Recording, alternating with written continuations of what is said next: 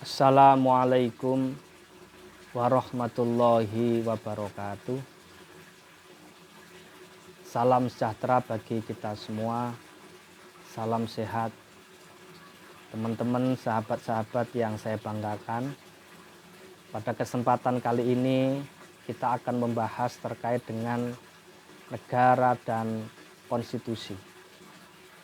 Negara merupakan salah satu bentuk organisasi yang ada di dalam kehidupan masyarakat. Setiap warga masyarakat menjadi anggota dari suatu negara dan harus tunduk pada kekuasaan negara. Karena organisasi negara sifatnya mencakup semua orang yang ada di wilayahnya. Dan kekuasaan negara berlaku bagi orang-orang tersebut. Oleh karena itu, aturan yang paling tinggi tingkatannya dalam suatu negara itu disebut dengan konstitusi atau undang-undang dasar. Negara ini mempunyai beberapa definisi yang panjang. Negara, pengertian bangsa akan menjadi bagian daripada yang perlu kita diskusikan.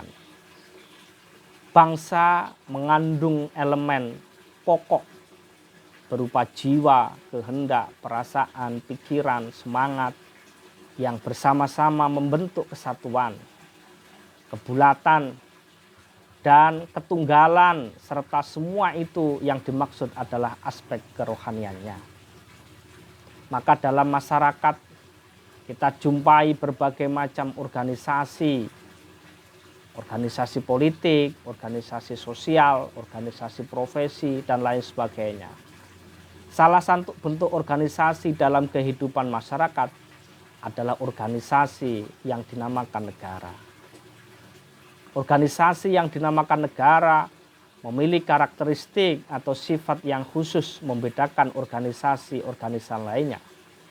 Oleh karena itu, negara adalah organisasi masyarakat yang memiliki wilayah tertentu dan berada di bawah pemerintahan yang berdaulat yang mengatur kehidupan masyarakat tersebut.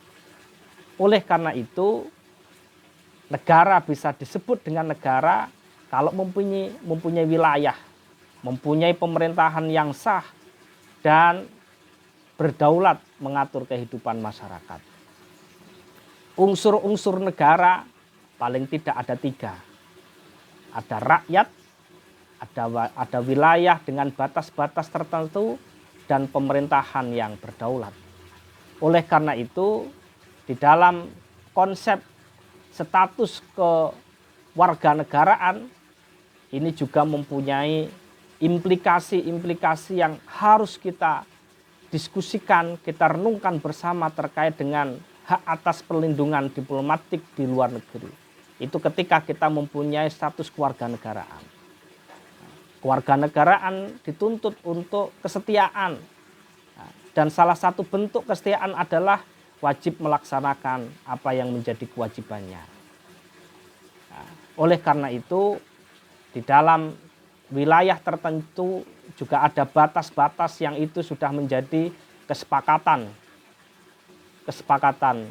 negara dengan negara yang lain. Maka sifat-sifat negara itu paling tidak ada beberapa sifat. Yang pertama, sifat negara itu mempunyai sifat memaksa. Negara memiliki sifat memaksa, artinya negara memiliki hak, kewenangan memaksa peraturan yang dibuatnya untuk ditaati oleh seluruh warganya. Maka ketika negara sudah membuat regulasi peraturan, maka seluruh warga negara Indonesia harus menaati. Ketika negara sudah membuat aturan wajib pajak, harus ditaati.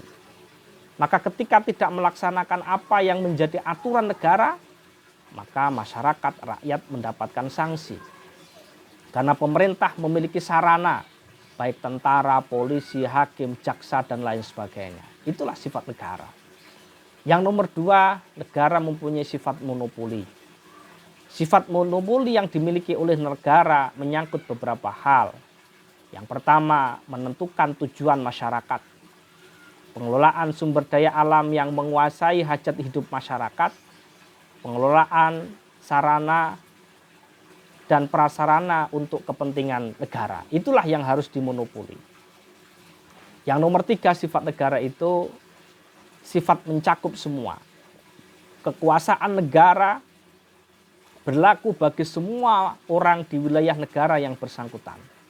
Maka ketika negara membuat sebuah undang-undang, maka undang-undang itu diberlakukan masyarakat Indonesia dari Sabang sampai Merauke.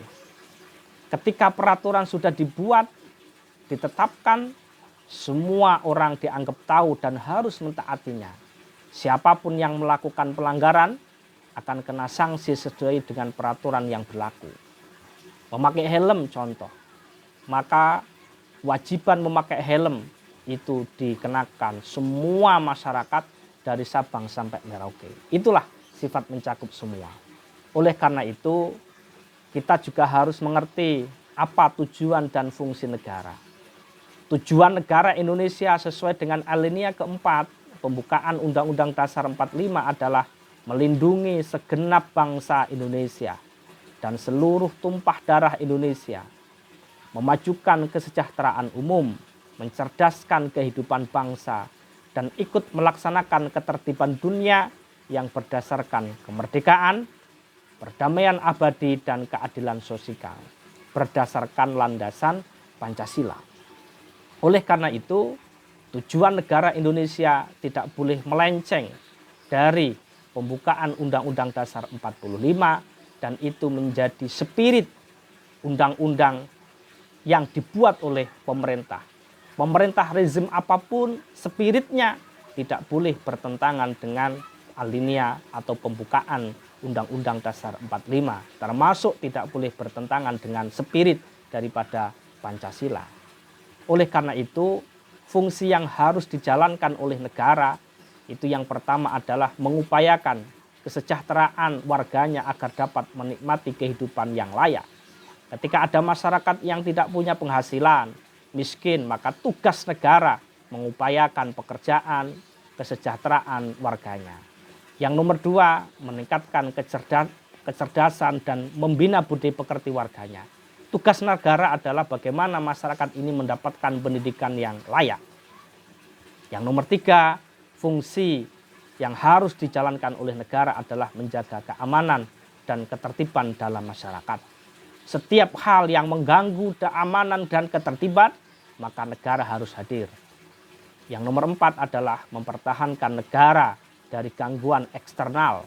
Ketika ada gerakan transnasional untuk kemudian gerakan-gerakan itu mengarah kepada separatis, radikalisme, teroris, maka negara harus hadir untuk memberantas itu semua. Yang nomor 5 adalah mewujudkan keadilan bagi masyarakat. Hukum harus hadir kepada siapapun, dimanapun, karena hukum ditegakkan untuk keadilan bagi masyarakat Indonesia. Oleh karena itu, negara membutuhkan namanya konstitusi, undang-undang dasar, yang kemudian undang-undang dasar, konstitusi itu menjadi rambu-rambu di dalam kehidupan bermasyarakat, berbangsa, dan bernegara. Oleh karena itu, di dalam unsur yang terdapat dalam konstitusi, undang-undang dasar atau konstitusi, negara tidak hanya berfungsi membatasi kekuasaan pemerintah, akan tetapi juga menggambarkan struktur pemerintahan suatu negara.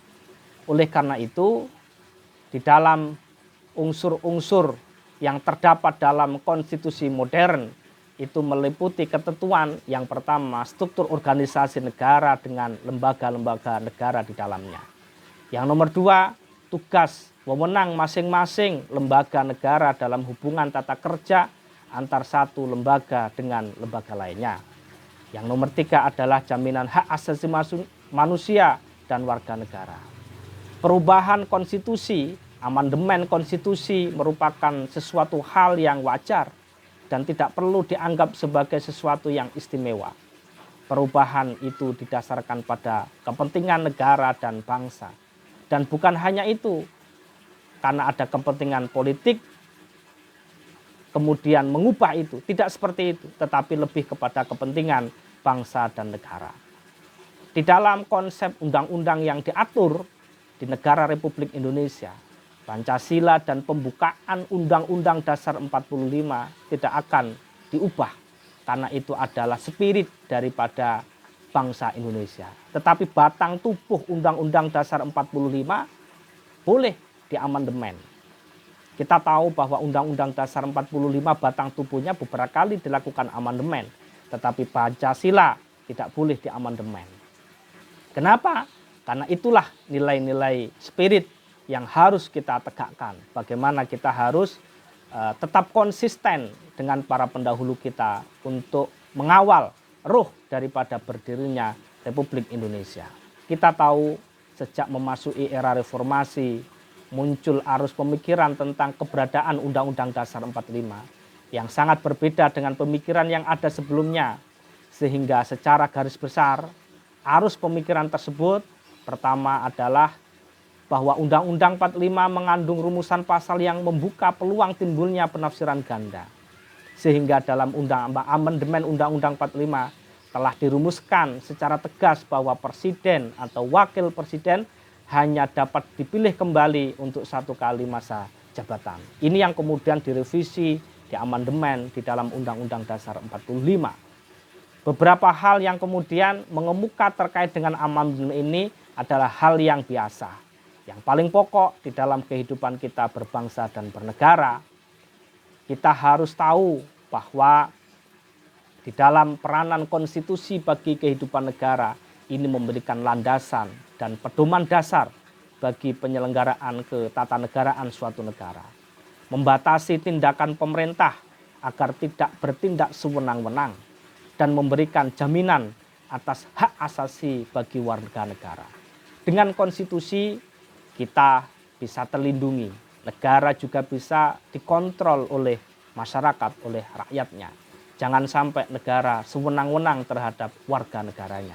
Begitu juga dengan sebaliknya. Oleh karena itu, negara dan konstitusi adalah dua hal yang saling menguatkan, saling membantu, saling memberi. Karena dua hal itu adalah sebagai tonggak di dalam roda kehidupan bermasyarakat, berbangsa, dan bernegara. Terima kasih, kurang lebihnya mohon maaf. Wassalamualaikum warahmatullahi wabarakatuh.